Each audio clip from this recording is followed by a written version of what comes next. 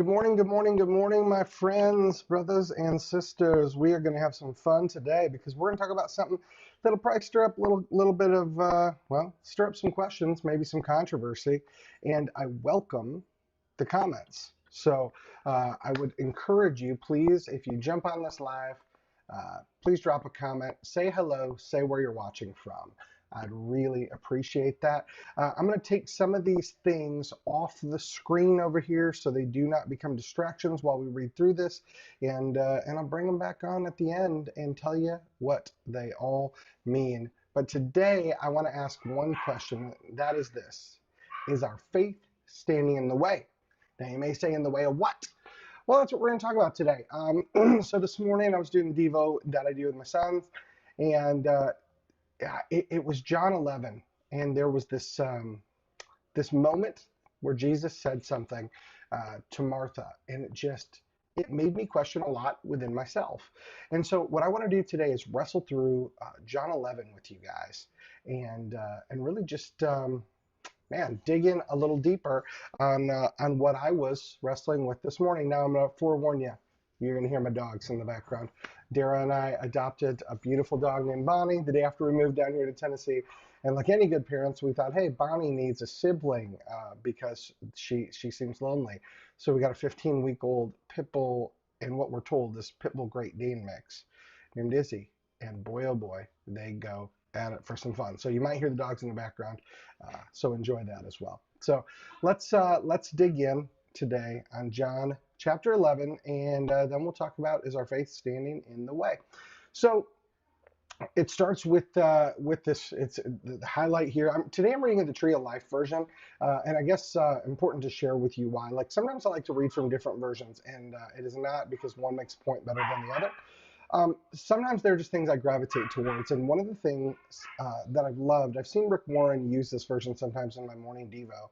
In the Tree of Life version, one thing that I was reading a little about it is they like to keep the names, like the name of Jesus, his Hebrew name, Yeshua. They use that in there, and for some reason lately that's really resonated with me. Izzy, simmer down, pup. So anyways, that's why I'm reading from that version today. But often I read from the Christian Standard Bible. I want to make a point to say this. Look, there are a lot of great translations out there.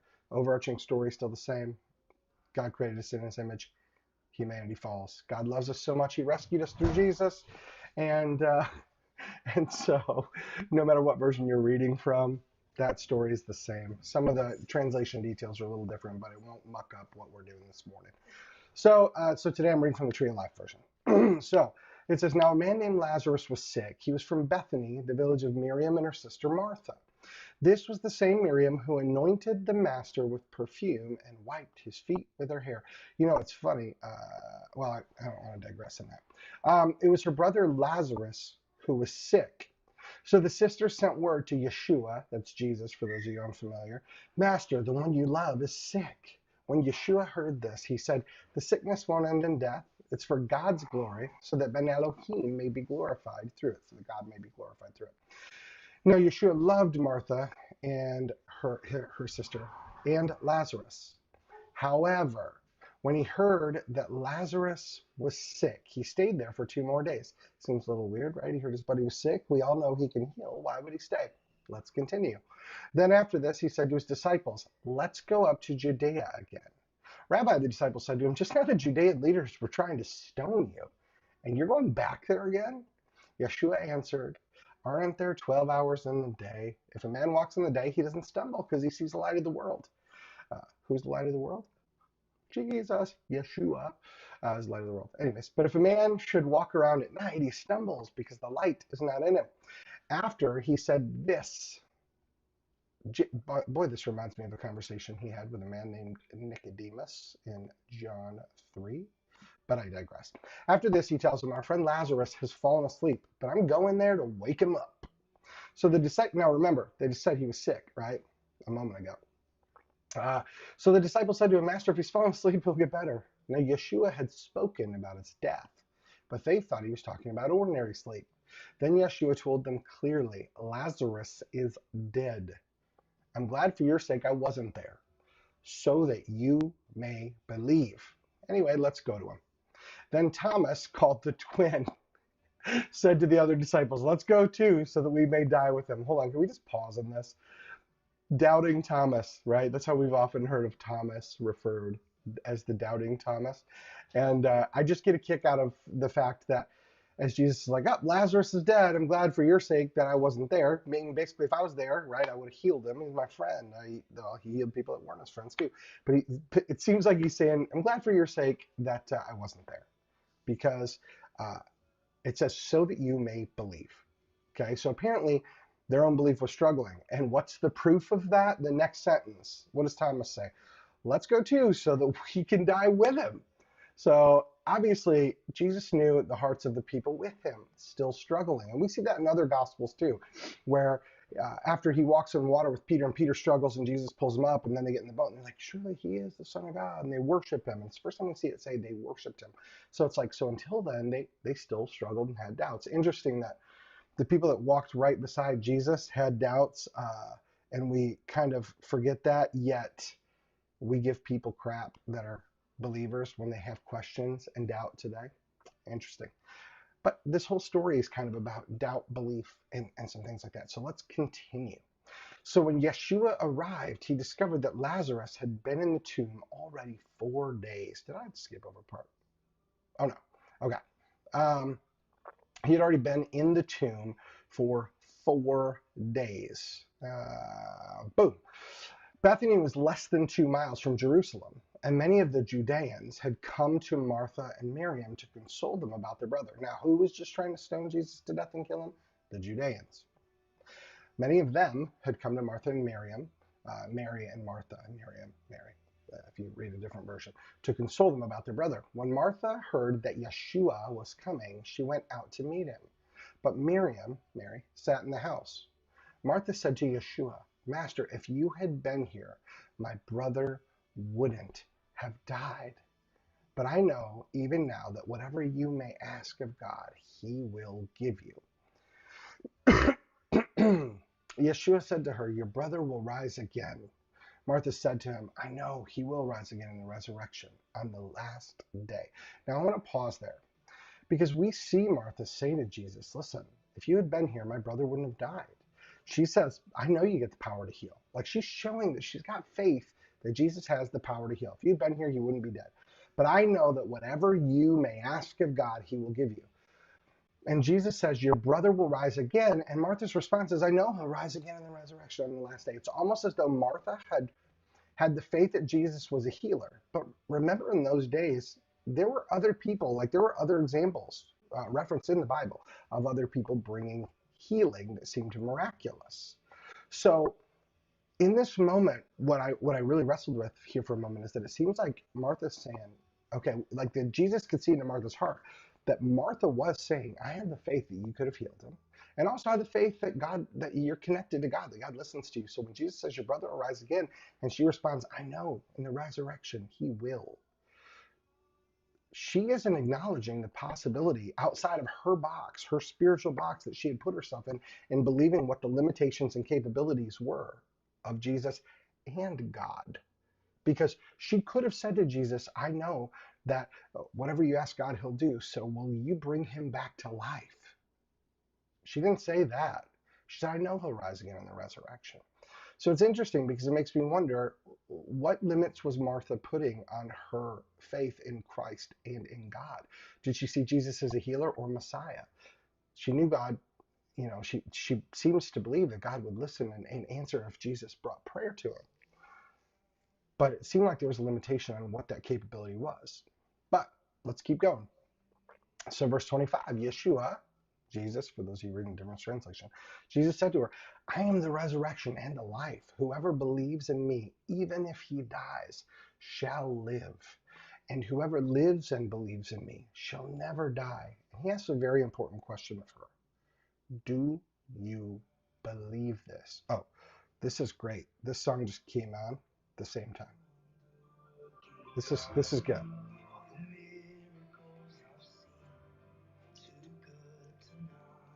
Man, that is perfect timing for that song to come on. Wow. Totally unplanned. It's just randomly shuffling worship music in our house this morning. But wow, what a perfect song to go with this John 11 today. So Jesus says to her, do you believe this? And by the way, she said, I know he will rise again in the resurrection on the last day. And Yeshua says to her, I am the resurrection and the life. He's saying, I'm the resurrection. I'm the one that comes through me. And then he asked her, do you believe this? And she said to him, and this is so big. Yes, Lord, I believe that you're Messiah, Ben Elohim, that has come into the world. That's big. But right after saying it, she takes off. It says, after she said this, she left and secretly told her sister Miriam, the teacher's here and he's calling for you. We don't see that Jesus was calling for her, but maybe he did, or maybe she just wanted to get out of there because she knew that Jesus asked, she just acknowledged all this stuff. But Jesus said, do you believe this?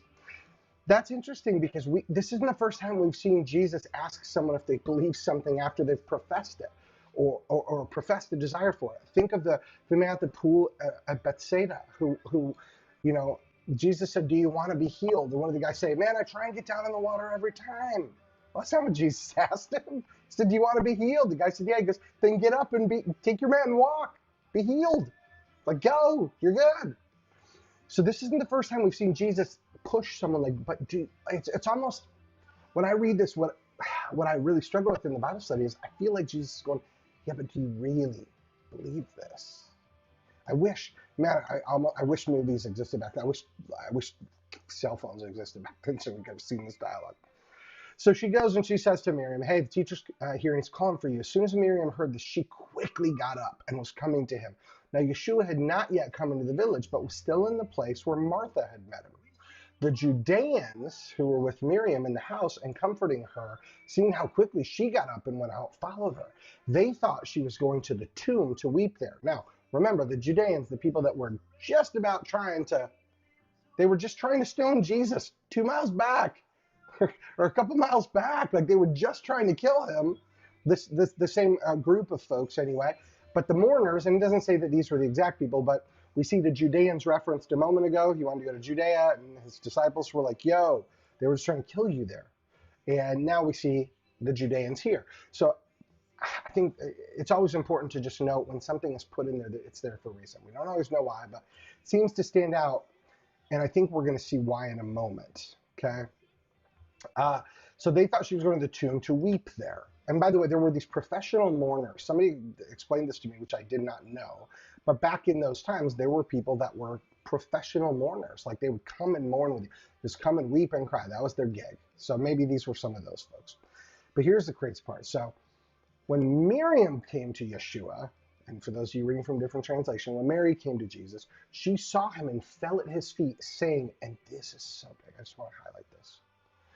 Master, if you had been here, my brother would not have died. Let's say this again. If you had been here, my brother would not have died.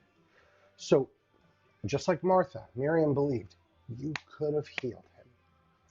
When Yeshua saw her weeping, this is interesting, when he saw her weeping, and the Judeans who came with her weeping, he was deeply troubled in spirit, and himself agitated. Where have you laid him? He asked. I made a note over here. I said, why would mourning trouble or agitate Jesus? By the way, if you're watching, please say hi and say where you're watching from so I can say hi back to you. Why would someone mourning agitate Jesus? We're going to read in a minute, he himself wept. And I made a note over here. It says, was it because when they saw Lazarus' death, they saw it as final, done, his life had come to a close forever? Jesus, we often see of him seeing into people's hearts. So is that what agitated Jesus? Is that what troubled him? Or was his heart just broken to see so many people hurting because someone they loved had died? Or was it because they didn't really have the faith that he was Messiah and could do everything? We don't know. But we just know that their weeping and their pain troubled him and agitated him. So he says, where have you laid him? Come and see, Master, they tell him. Now it says they tell him. This is interesting because this is Miriam and the Judeans. Remember, the Judeans, when he was just in Judea, people there were just trying to kill him. But this group of people calls him Master. That's a sign of respect. So that's pretty amazing. But here's what gets a little interesting again.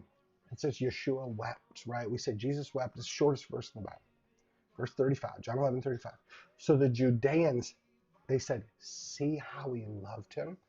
Here's the interesting thing. The association of love is sadness here. This just stood out to me right now as I'm wrestling with this. They're like, when someone is gone, if it breaks your heart, you must have loved them. And I think that's fair to assume. But I think there's something even more powerful than mourning. And I think that's something that I'm learning through this. Because here's the deal. It says, so the Judeans said, see how he loved him? But some of them said, couldn't this one who opened the eyes of a blind man have also kept this man from dying?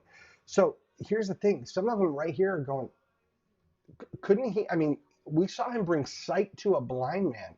Couldn't he have healed Lazarus too? Don't know if they were implying that Jesus didn't get there in time and should have hurried up. Don't know if they're questioning whether or not he is who he says he is. I made a note that says Yeshua is the same man they saw do miracles, bring healing. And in this moment, some of them saw what he could have done. But maybe they were saying he could have, but he didn't, as if he did something wrong. Or maybe they truly believed he could have saved him, but just didn't get there in time. We don't know. But it continues, and I love this story. It says, so Yeshua, again, deeply troubled within himself, comes to the tomb. It was a cave, and a stone was lying against it. Yeshua says, roll away the stone. Now Martha's back on the scene. Okay, so Meriam and the Judeans come out. They're heartbroken. Jesus is heartbroken. Now all of a sudden Martha's back in action because she's probably like, whoa, what's going on here? Why the heck? She says to him, Master, by this time he stinks. He's been dead for 4 days. Notice this. It wasn't that far away. Jesus stayed away for a specific amount of time. It seems kind of harsh, right? Like, why would he let Lazarus die? But he said to his guys, if I would have, it's good that I wasn't there, so you can believe. So obviously his own guys walking with him also were struggling in the belief area of who he was. And here Martha is going, the King James version, I think, says he stinketh, which is kind of humorous, but this is, it's important because she's like, he's been dead 4 days. Now remember, they didn't have like embalming and a refrigerator to keep the body. So he probably would have reeked. And Yeshua said to her, didn't I tell you that if you believed, you would see the glory of God? And it was interesting because I was trying to find where he told her this before. And the interesting thing, the only correlation that I could find personally was, you know, when their people came to tell Jesus that Lazarus was sick, and Jesus says to his disciples, you know, about Lazarus is dead, and it's good that I wasn't there so that you could believe.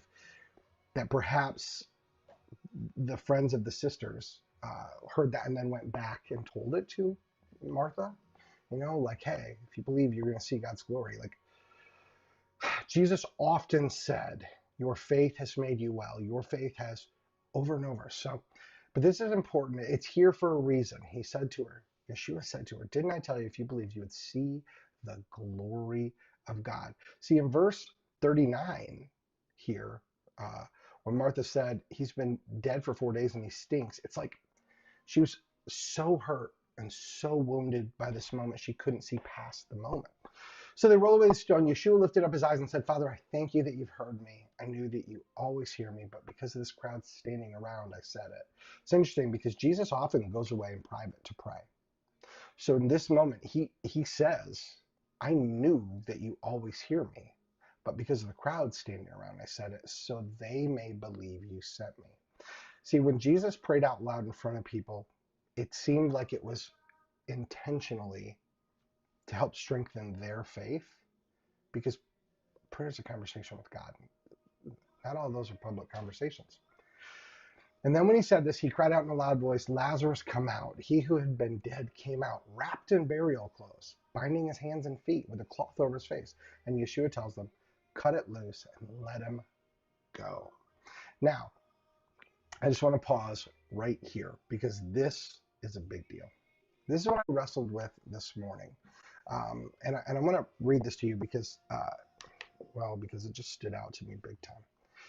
Um, these words, if you just believe, you'll see the glory of God. You'll see a miracle, is what Jesus is saying here. It made me ask this: what if they wouldn't have believed? Like, think for a moment if they wouldn't have believed. See, because we see in here some questioning and some doubt and some, like, the belief in the healing, but Jesus says to her, didn't I tell you if you believe, you'll see the glory of God? And moments later, they see the glory of God revealed through a dead man being raised.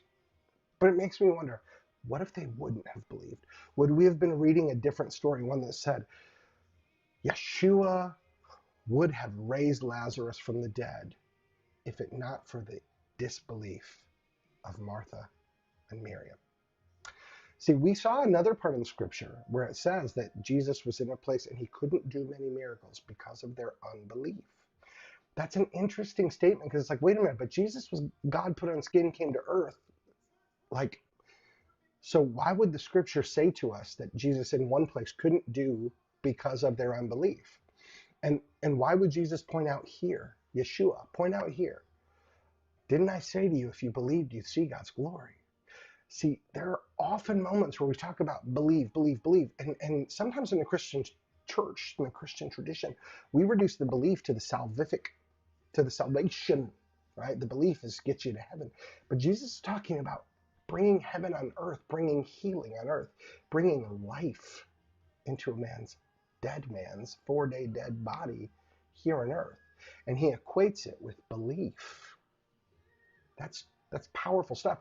And so this made me wrestle with the what if they didn't believe? Would we be reading a different story? Would we be reading a story that said Jesus wanted to resurrect his friend, but for their lack of faith, he didn't or he couldn't? Jesus says, everything that he does is only because of God. Jesus also says to his disciples, you guys are going to do greater things than this when I'm gone. Maybe he meant, what you guys continue is going to impact millions and billions throughout history. We don't know. All of it's us trying to read into and imply what Jesus must have meant. But what we did see is Jesus say to his own followers who walked with him daily, saw his miracles daily, he said, I'm glad I wasn't there so that you could believe. So he was glad he wasn't there, so his friend could die. People could weep and be heartbroken and mourn so that they could then receive joy that, look, what's dead isn't permanently dead. Here's this life coming back. Now, today, how does that look? Well, we don't always know. We do know that as followers of Jesus, well, we know that there is this age to come after this life on earth. We are more than just physical beings and mental and emotional beings. We are also spiritual beings. Whether we know Jesus or not, we have a soul, right? We have a soul, a soul that continues after the body expires. Scriptures say that absent the body, present the Lord, right? So we know this. We know there's an age to come.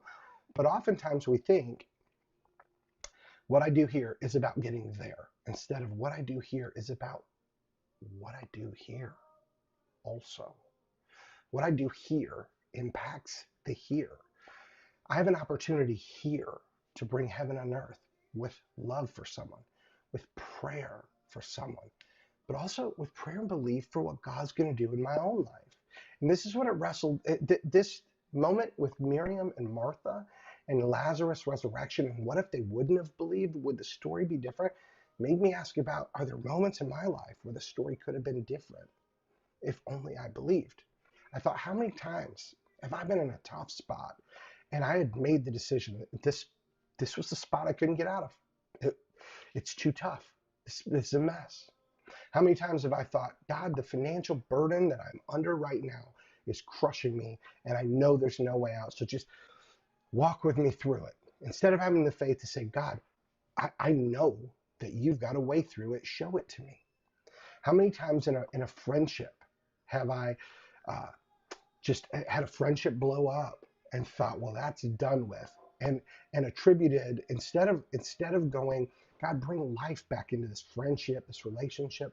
How many times have I just gone, well, God took them out of my life for a reason? See, if Miriam and Martha would have said, well, Lazarus is taken out of my life, he's dead for a reason. How many times do we say it when somebody loses somebody? Well, everything happens for a reason. And while that's true, what if Martha and Miriam would have said that? Look, everything happens for a reason. That's why our brother's dead. Maybe we'd be reading a different story. But there's a reason that John wrote this down. There's a reason that this story was here for whoever John was writing to, and for us now as we get to read this. Maybe there's something we can learn from that, because how many times do we see that to people mourning? Listen, I know we don't understand, but everything happens for a reason. And we feel like that should bring comfort, and maybe it should. And I'm not suggesting that you go to the funeral home, and in no way am I suggesting you try and, play Jesus and go resurrect someone from the dead. But I think there is a lesson we do learn from Miriam and Martha in this, to say, how many times does our faith, our limits on our faith, how many times has that gotten in the way of something that God wanted to do for us? I know for me, it just makes me wrestle with that. Are there moments where I allowed my faith ceiling, my faith box to be a certain size and forget that I worship a God who doesn't have limits and he's not in a box?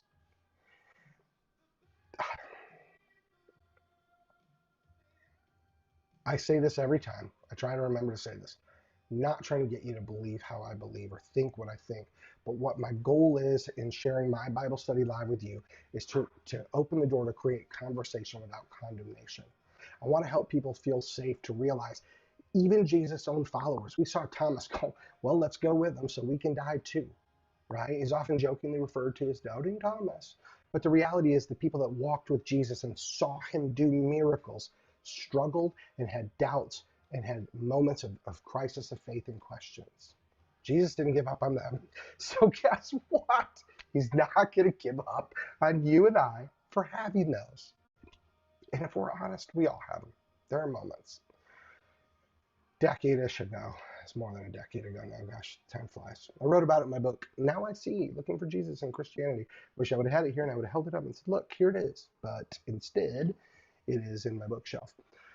Talk about my former best friend who was diagnosed with stage 4 cancer and told he had a month to 6 months and then he was going to be dead, period, kaput. And I was doing youth ministry at that time in the church. He was our lead pastor. A group of elders we met at my house to talk about the church and what would happen, etc. And we prayed over him. We were at the bottom, right? Like Jesus says, you're blessed when you're at the end of your rope. There's less of you and room for more of God. It's paraphrased from the Message, by the way, but read Matthew 5 and then you'll see that part. And we just prayed over him for healing that day. And miraculously, by the grace of God, a month later, as we're getting a report and we think, okay, well, how bad's the cancer progressed? We hear instead that it looks like he's never had cancer. Full remission, and he had stopped the chemo, and he had stopped the radiation. I mean, for all intents and purposes, like he was told by the best cancer doctors out there, it's stage 4. There's nothing else we can do. You're going to die. And truth be told, he thought he was going to die. That's why we were getting together that night to talk about the transition for the church. Whew. Still gets me a little choked up. But we prayed. And if I'm being honest, it was a prayer of desperation, not a prayer of expectation. It wasn't like I went, this will heal him. It drives me nuts when I see a church go, people in a church go, I have the power and I'm going to, and God will. And it's like, having the faith that God can and the hope that he will is different than thinking God is our cosmic vending machine that we demand things of, and he will. And that's a very dangerous game to play with our faith. But equally dangerous, in my opinion, is playing the game of putting God in a box where he has limits. Here's what I want to challenge you guys to do. Same challenge I put on myself. After reading the story and asking, what if they wouldn't have believed? Would we be reading a different story? I have to ask the question in my own life. In the moments that are hard, the moments where I go, I don't want to pray for this because what if God doesn't give the answer I want? Will it cause me to question my belief in him? Those are the moments that I need to ask for that the most. Your business crushed, you're losing everything. Pray for God to restore it. Believe that he can. Don't expect that he kowtows to your will, but let me encourage you to believe that he can. It seems as though Jesus said, didn't I tell you if you believed you would see the glory of God? It seems as though somebody there believed that Lazarus could be raised from the dead. And Lazarus was raised from the dead. They saw the glory of God. Someone there believed that God could. Are we missing opportunities for God's will because truthfully inside we're unsure if he can? Friends, this is your challenge this week. If you've got a hard moment, you got somebody who's got an illness or disease that you're just scared they might lose that fight, remember we serve a God who can. And all he asks out of us is for us to love him and believe in him. I want to encourage you to believe. And then trust whatever he will. That's the Bible study this morning. Hope it was good for you. Sorry for getting a little weepy. Now, well, I'm not sorry, but I mean, it just makes me uncomfortable when I get a little weepy. That's just true. I get a little choked up. I get a little uncomfortable because I'm a man working on getting those gains. So I don't like to cry. Okay, so here's the deal. If you're watching this live or after the fact, please say hi. Tell me if this meant something to you. If you disagree and think it's nutty and stupid, tell me that too in the comments. I welcome all of it because, like I said, it's supposed to be a place to create conversation without condemnation. Now I want to share a couple other things. We're creating the same space in our house, and it's going to kick off here most likely at the end of the year. I keep saying it in a few weeks, but really, I think it'd be a great way to start the year. Darren and I really feel called to open up our home, create house church in the middle of the week, which think kind of like a connect group, small group mixed with a little bit of teaching at the beginning. Whole idea behind this is for people to gather together with family and friends in their home who follow God and who don't but want to know more, just to gather together over a meal, watch a short 5 to 15 minute teaching that breaks down some Bible stuff. We're going to provide you with some question starter things to help you kick off conversation in your homes.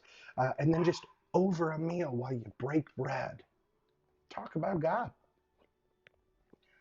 Wrestle with the questions in a safe space in your home. And then each month we're going to gather together with all the folks that have opened up their homes to have people come in, the house church leaders. And each month we're going to share, here's the stuff that'll be taught on for the month. Here are all the thought starter questions. Anybody else got any ideas that would make for good questions to put into the dialogue? Anybody got prayer needs in your home? And we really feel called that this is the way that God is calling us to be disciples who make disciples of Jesus. So if that's something you're curious about and you go, hey, I'd just like to know a little more. Listen, they're not asking for any commitment idea. And by the way, it doesn't cost anything. We're not ever going to ask you to send us money. This is not a thing, okay?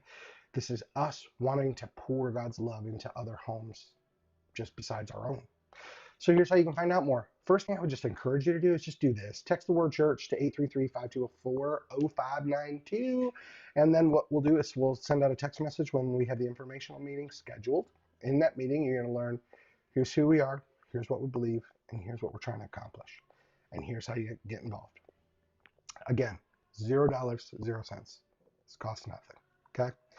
The other way you can, get that out of the way. The other way that you can find out more is to just go to besaltandlight.church and you can fill out the informational form there. Here's the thing though, if you're like me, you probably get a bunch of emails and some of them go to spam. Since we just set this website up, the domain up rather, the website's not even fully blown out. The email that comes from us may end up in your junk mail. So if you truly want to know more, I would encourage you to text. And by the way, if you do, I have to say this, standard messaging and data rates apply. That's for those folks who don't have unlimited texting, okay? Listen, please, no matter what, would you please be praying for us in this journey? And would you be praying to see if God is calling you to jump into this with us? Doesn't matter what denomination you are, whether you're non-denom or denomination. You might be somebody who says, hey, I believe in God and Jesus, but I don't even go to a church, but I'd love to open my home up so that these conversations could take place. This is a safe place for you to be part of this too. This isn't just for the churchy people. This is for anyone who says, I want to dig in and wrestle with the Bible. Doesn't matter what your level of knowledge is. If you have the willingness to open your home and invite people in, you would be a great candidate for this. So please pray about that for us and for you. Listen, no matter where you're at, you're just one moment away from walking a little closer with Jesus. My friends, we are called to be light and salt into this world. So let me encourage you to go out and be that this week, okay? Go out there and make your day, and hopefully someone else's amazing. I love you guys, and I will see you again on Monday for Bible Study Live with Matt. Peace.